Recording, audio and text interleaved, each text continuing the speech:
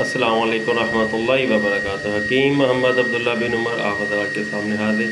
आज मैं अपने दवाखाना में नहीं हूँ बल्कि अपने फार्म हाउस में मौजूद हूँ। तकरीबन 19-20 दिन हो गए मैंने वीडियो अपलोड नहीं की।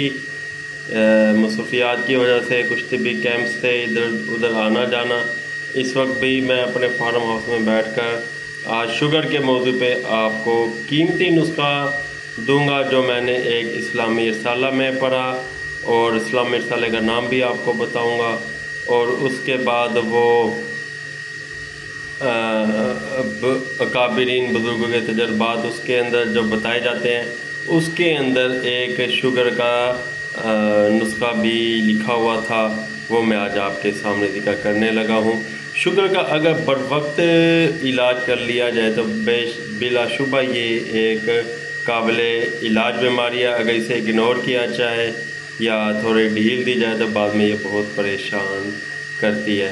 इसका सबसे बड़ा जो इलाज है वो तो वॉक है और डाइट प्लान कंट्रोल करना है। ठीक है, अपनी खुराक को मुतवाज़न करें, फास्ट फूड और कोल्ड ड्रिंक वगैरह को छोड़ दें, और मॉर्निंग वॉक और नाइट वॉक दोनों का लाजमी एहतमाम रखें।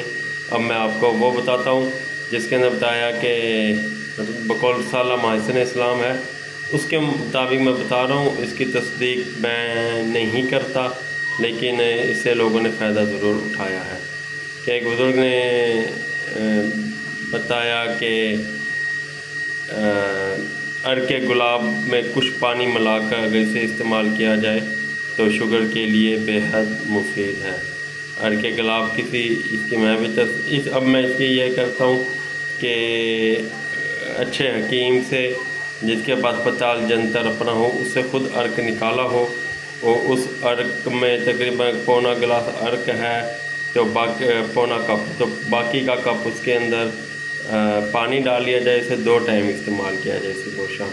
इंशाअल्लाह ताला बहुत जल्द इसका असर देखेंगे। मज़ीद नुस्ख़ाजात हासिल करने के लिए हमारे चैनल को सब्सक्राइब करें और हमारे साथ जुड़े रहें। जज़ाकल्लाह।